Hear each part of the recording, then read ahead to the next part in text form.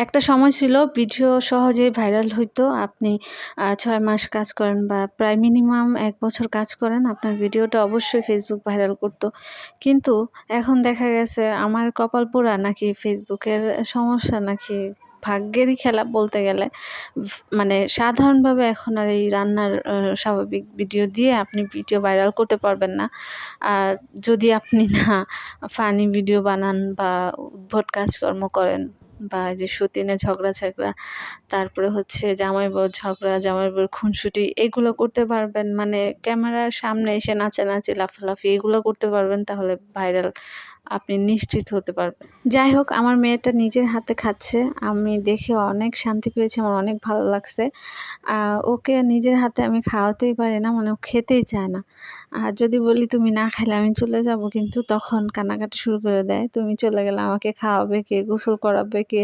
মানে কত যে কাহিনী করে বলার মতো না। সবাই একটু মাশাআল্লাহ বলে দিবেন। তো আজকে দুপুরের জন্য মুরগির মাংস দিয়ে বিরিয়ানি রান্না করছি। অনেকদিন ধরে আমার এই মানে মনটা চাইতেছে মুরগির মাংস দিয়ে বিরিয়ানি রান্না করব।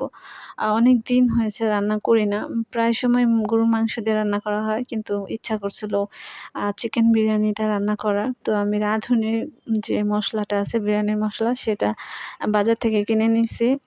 আর হচ্ছে মুরগির মাংসটা ভালোভাবে কেটে-কুটে, তো এখন মাংসটা আমি মসলা কষিয়ে মাংসটা দিয়ে দিছি। এটাকে কষিয়ে নিছি আমি অনেকক্ষণ। ক্যামেরাতে আসলে অল্প সময়ে রান্না হয়ে যায়। আসলে অতটা অল্প সময়ে রান্না হয় না। অনেক পরিশ্রম এখানে যায়, অনেকটা সময়ও যায়। আ ভিডিওর মাধ্যমে আমরা শুধু আ অল্প, অল্প ক্লিপ নিই আর অল্প, অল্প আপনাদের সাথে আ মানে শেয়ার করার চেষ্টা করি আরকি। ভিডিও যদি না করতাম অন্তত ১ ঘন্টা লাগতো রান্না করতে। তো ভিডিও করার কারণে আ আমাদের আরো ১ ঘন্টা সময় বেশি লাগে রান্না করতে। তো আমার কষ্টটাই বোঝেন এবার। আর যারা এমনিতে কাপল ব্লগার যারা আছে, কাপল ব্লগ করে, তাদের কিন্তু আ এই কষ্টটা হয় না। তারা ক্যামেরা অন করে বাস ভিডিও করে, তারা আরকি ম্যানুয়ালি ভিডিওটা হয়। আর রান্নার ভিডিওটা অনেক কষ্ট হয়ে যায়। আর নিজে, নিজে একা, একা করা তো আরো বেশি কষ্ট। পাশাপাশি যদি আরেকজন থাকে বা হেল্প করে, তাহলে তো আরো সহজ হয়ে যায়।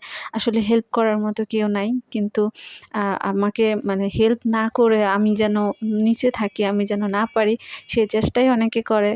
তো যাই হোক, সেগুলো বলে আর লাভ নাই। তো যেটা বলছিলাম আরকি, ফেসবুকে এখন ইনকাম নেই বললেই চলে। ডলার বা খানা যেটাই বলেন না কেন, এখন নেই বললেই চলে। তো শুধু ফেসবুকের পিছনে পড়ে থাইকেন না। আপনারা আগে যেটা করতেন বা কিছু করার চেষ্টা করেন। কিছু অন্তত করতে হবে।